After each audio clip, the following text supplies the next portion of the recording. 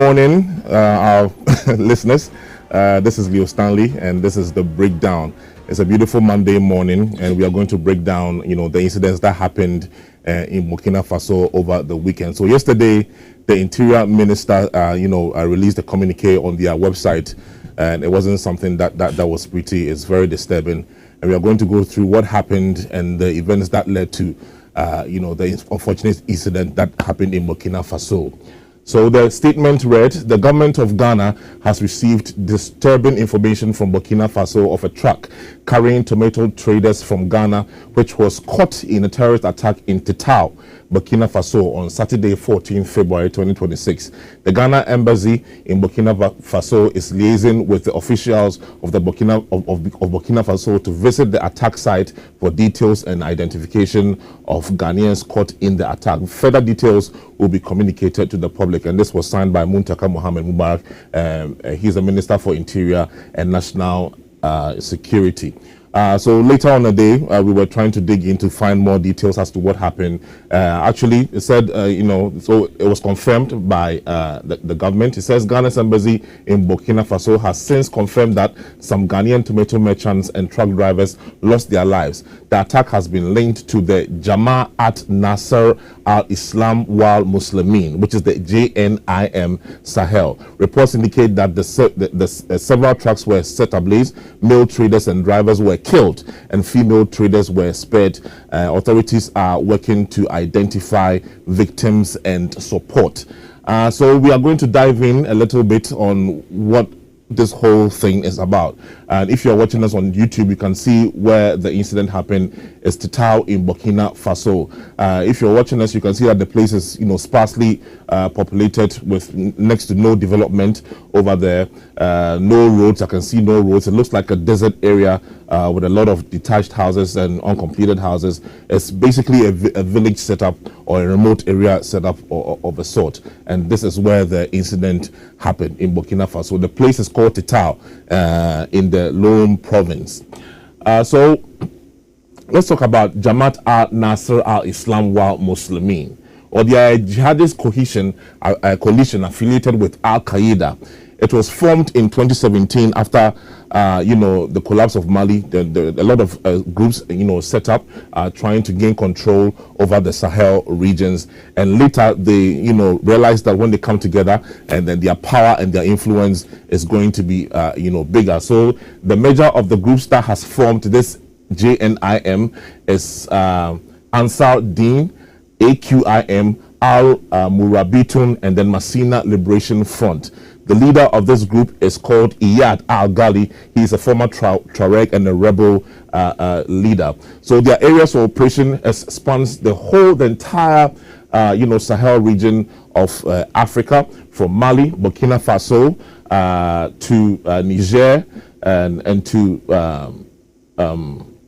I think Chad is not one of them, but it looks like they operate in those areas too. The objectives of establishing terrorizing people in this area is to establish a Sharia law, or some people say an Islamic state. They want to expel foreign forces, and they want to target Sahel government. Their key activities is attacks.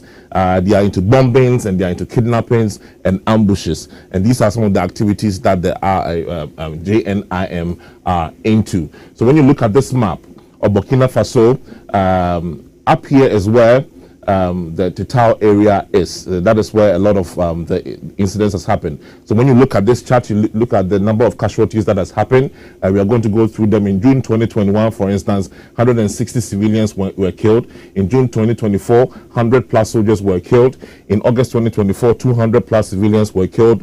And then in one ambush in Nasugu, 150 to 200 soldiers and militia were killed, and so on. So they have been causing a lot of devastation in these areas. So when we look at the incident that happened yesterday, there's a little bit more details. It said several people were killed and trucks were set on fire. The assault happened on Friday 13th in Tetao, a town near the border with Mali, about 235 kilometers from Ouagadougou. According to initial reports, the attack targeted traders, including some believed to be from Ghana, killing an unspecified number of people and burning several trucks at the scene. After receiving word of the attack, Burkinabe soldiers moved in and engaged the militia militia, killing several of them and seizing weapons. And the intervention helped, contain the violence, though losses were described as very significant. And this is the incident that we are talking about right now, where some Ghanaians have lost their lives. So we are waiting for the government to furnish us with the names of those who have fallen and all other details. We are going to bring it to you as we get them.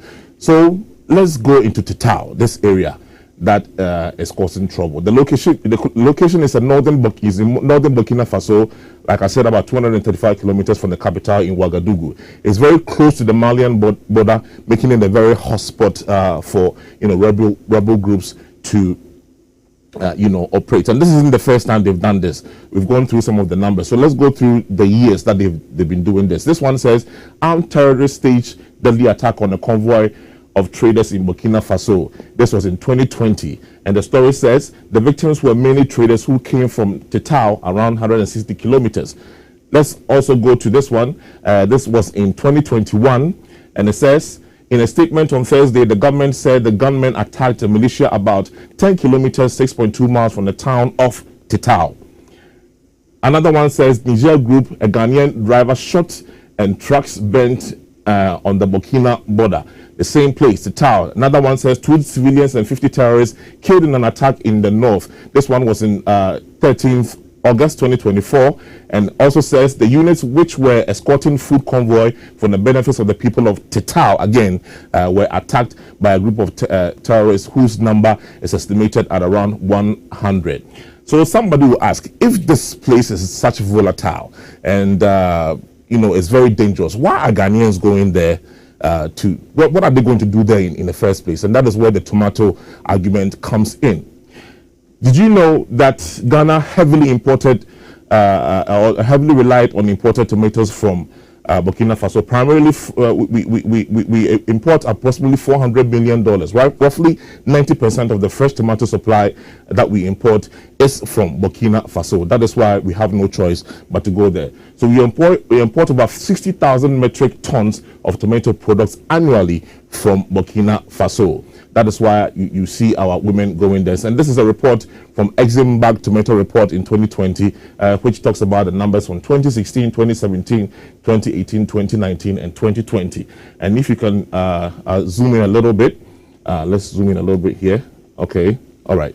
So it says in 2016, the production was 366,722 tons, and then the yield was 78,037. Up to 2017, it was 370,000. Up to 2018, it was 367,000. Up to 2019, it was 368,000, and it maintained it at the same place around 368,920 in 2020. I'm sure the numbers have gone up, but the problem is, or the question is, what are we as a nation doing about the production of tomatoes?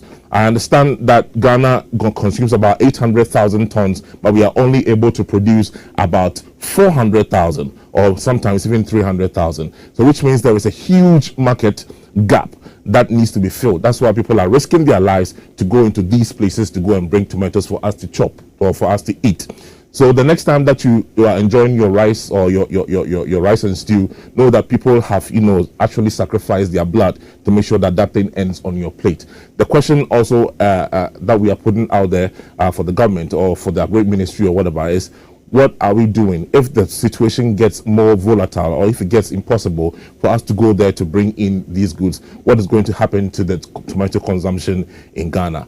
I think we're going to end here. The numbers is there, and the question is thrown to our leaders to make sure that they do something, or proactive measures to make sure that we do not fall, or Ghanaians do not fall victim to such horrendous attacks. Thank you. My name is Leo Stanley Boite, and this has been The Breakdown.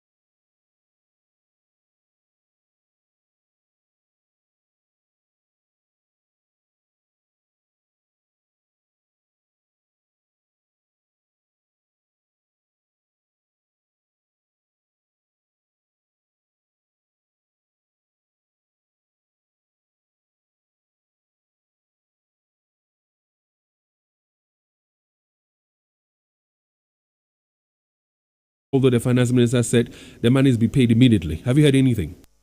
Nothing. I've called about 5 LBCs and nothing has been done. When you call them, what information are you giving? What do they tell you?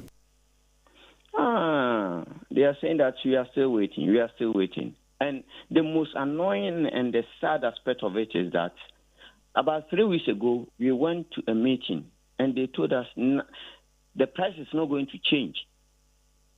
So you should keep on waiting for them. Last week, we waited and waited in vain.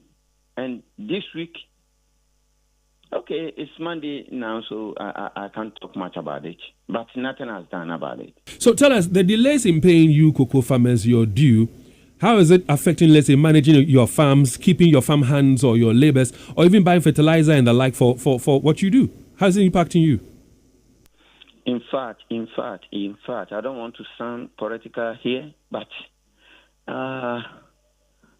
this government needs to take cocoa farmers seriously, because when they came, they promised us that we are going to get fertilizer.